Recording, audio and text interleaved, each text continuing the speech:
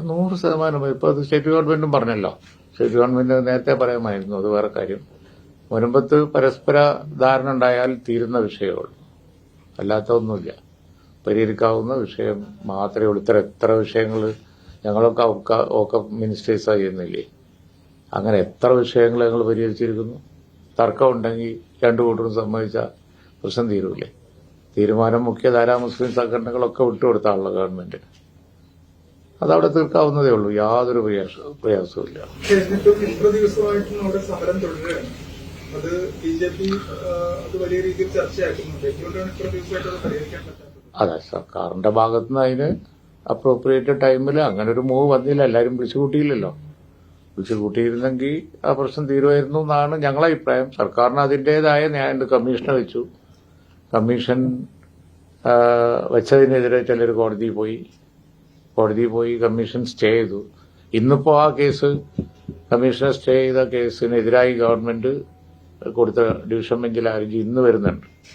ഒരുപക്ഷെ സർക്കാരിന് സ്റ്റേ കിട്ടിയാൽ സർക്കാരിന് ഇപ്പോൾ മുൻകൈ എടുക്കാവുന്നേ ഉള്ളൂ. ഇനി അതല്ല, സ്റ്റേ കിട്ടിയില്ലെങ്കിലും സർക്കാരിന് വിഷയം തീർക്കാവുന്നതേ ഉള്ളൂ. ഈ വഖഫ് നിയമത്തിന്റെ പേരിൽ സാമൂഹിക ധ്രുവീകരണം നടക്കുന്നുണ്ടെന്നാണ് സോണിയാഗാന്ധി പറഞ്ഞത്. ഏപ്രിൽ 3 അക്ഷരാർത്ഥത്തിൽ വഖഫിനെയും കത്തോലിക്ക സഭയെയും ഇരുതട്ടിലാക്കിയുള്ള തലക്കെട്ടോടെ ഓർഗനൈസർ ലേഖനം പ്രത്യക്ഷപ്പെട്ടു. ഇതിനെ ചെറുക്കാൻ കേരളത്തിലെ മതനിരപേക്ഷ സഖ്യങ്ങൾ കൈകോർക്കേണ്ടതുണ്ട്.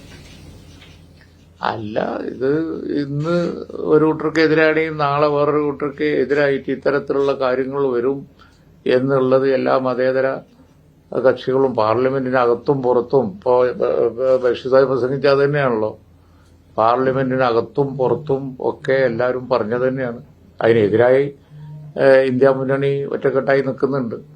അതിനെതിരായി എല്ലാവരും ഒരുമിച്ച് നിൽക്കേണ്ടത് തന്നെയാണ് മതേതര കക്ഷികളൊക്കെ, സംശയമില്ല. ഈ സിഎയുടെ സമയത്ത് നടന്നൊരു പ്രചരണം എന്ന് പറയുന്നത് സിഎ നടപ്പാക്കി കഴിഞ്ഞാൽ രാജ്യത്ത് മുസ്ലിങ്ങളുടെ പൗരത്വം ഇല്ലാണ്ടാവുന്നതാണ്. പക്ഷെ സിഎ നടപ്പാക്കി ഇത്രയും കാലമായിട്ട് അങ്ങനെ ഒരു സംഭവം പോലും നടന്നിട്ടില്ല. ഇപ്പൊ ബിജെപി പാർലമെന്റിൽ തന്നെ പറഞ്ഞത് സിഎ പോലെ തന്നെ മുസ്ലിം സമൂഹത്തെ വീണ്ടും പറ്റിക്കാൻ വേണ്ടി ഒരു പ്രചരണം നടത്തുന്നു. അത്രേ ഉള്ളൂ.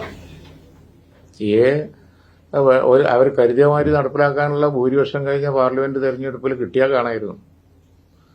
കഴിഞ്ഞ പാർലമെന്റ് തെരഞ്ഞെടുപ്പിൽ അതിനുള്ള ഭൂരിപക്ഷം കിട്ടാതെ 3-2 ഒക്കെ ഉപയോഗിച്ച് പടികടത്താനുള്ള ഭൂരിപക്ഷം കിട്ടാത്തതുകൊണ്ടാണ് അത്ര ഒരു മെജോറിറ്റി ഈ ഗവൺമെന്റിന് ഇല്ലാതെ പോയി.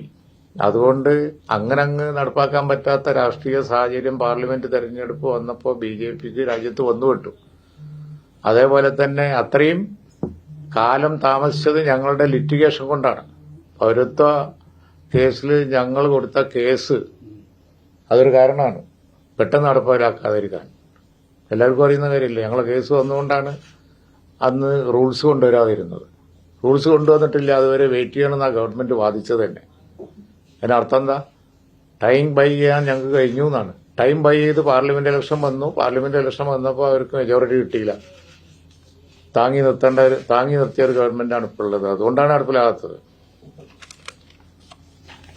ഈ മുനമ്പം വിഷയത്തില് ഇപ്പോ ഈ പ്രശ്നം തീർക്കാൻ സർക്കാർ നിയോഗിച്ച കമ്മീഷന് തുടരാമെന്ന് ഹൈക്കോടതിയുടെ ഒരു ഡിവിഷൻ ബെഞ്ചിൽ കൂടി അത് പ്രതീക്ഷിക്കുന്നുണ്ട്. ഞാനിപ്പോ പറഞ്ഞേ ഉള്ളൂ. മുനമ്പം കമ്മീഷനെ സിംഗിൾ ബെഞ്ച് സ്റ്റേ ചെയ്തതാണ് കോംപ്ലിക്കേഷൻ മുഴുവൻ ഉണ്ടാക്കിയത്. ആ സ്റ്റേ ലീഗലായി നിൽക്കുന്നതല്ല എന്ന് ഞങ്ങളൊക്കെ പറഞ്ഞതാണ്. അത് സ്റ്റേ ചെയ്യണം എന്ന് ഗവൺമെന്റ് കോടതിയിൽ വാദിക്കുകയും ഇപ്പൊ ഗവൺമെന്റ് തന്നെ പറയുന്നുണ്ട് പ്രശ്നം തീർക്കാൻ ഞങ്ങൾക്ക് അധികാരമുണ്ട്. അത് ബില്ല് പാസ്സാവോളം കാത്തിരിക്കേണ്ടിയിരുന്നോ എന്നാണ് ഞങ്ങളെ ചോദ്യം. ഈ മുസ്ലിം സംഘടനകളൊക്കെ ഗവൺമെന്റിന് വിട്ടുകൊടുത്തപ്പോൾ ഇതാകാമായിരുന്നില്ലേ എന്ന് അന്ന് ഞങ്ങൾ ചോദിച്ചതാണ്. പകരം ഗവൺമെന്റ് അതിന് കമ്മീഷൻ വെച്ചു.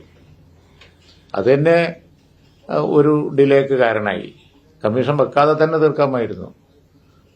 അവർ വെച്ച ഒരു കമ്മീഷൻ ഉണ്ടാക്കിയ വല ആയതുകൊണ്ടാണ് ഗവൺമെന്റിന് കമ്മീഷൻ വെക്കേണ്ടി വന്നത്. നേരത്തെ ഒരു കമ്മീഷൻ അവരുണ്ടാക്കിയ വലയാണത്. അങ്ങനെ കമ്മീഷൻ വന്നു. ആ കമ്മീഷനെ സ്റ്റേ ചെയ്തു. അങ്ങനെ അടുത്ത തെരഞ്ഞെടുപ്പ് വരെ കൊണ്ടുപോകലായി. പിന്നെ ബിജെപിയുടെ തന്ത്രം അതിന് വളം വെച്ചു കൊടുക്കലായി. ഇപ്പോൾ ബില്ല് പാസ്സായപ്പോൾ അവർ ശക്തമായിട്ട് കോടതിയുടെ മുമ്പിൽ വന്ന് പറഞ്ഞു സ്റ്റേ വെക്കേറ്റ് ചെയ്യണം. ആ സ്റ്റേ തന്നെ ഇല്ലീഗലാണെന്ന് നമ്മൾ വാദിച്ചു. കറക്റ്റാന്ന് ഇപ്പോൾ വന്നു. ഞങ്ങളും അതിൽ ആ കേസിൽ അതേപോലെ ട്രിബ്യൂണലിന്റെ മുമ്പിലും ഒക്കെ ഒരുമിച്ച് മുനമ്പംകാരും ഞങ്ങളും ഒരുമിച്ച് വാദിക്കാൻ തയ്യാറാണ്. അവർക്ക് നീതി കൊടുക്കണം എന്നുള്ളത് ആർക്കാ സംശയം? അതിന് ഇന്ത്യ രാജ്യത്തെ മുഴുവൻ കുഴപ്പത്തിലാക്കുന്ന ഒക്കപ്പ് നിയമം പാസ്സാക്കേണ്ട കാര്യമില്ല.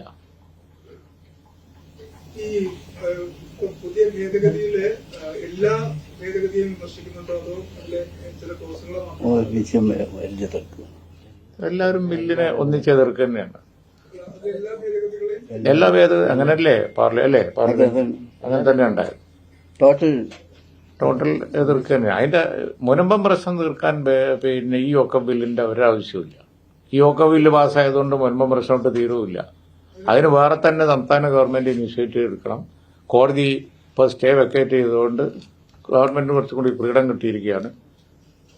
ഗവൺമെന്റ് അതിവേഗം അതിന്റെ നടപടികൾ പൂർത്തിയാക്കിയാൽ മുൻപം പ്രശ്നം അവിടെ തീരും. അതിന് ഇവിടുന്ന് ആൾ പോകുമൊന്നും വേണ്ട.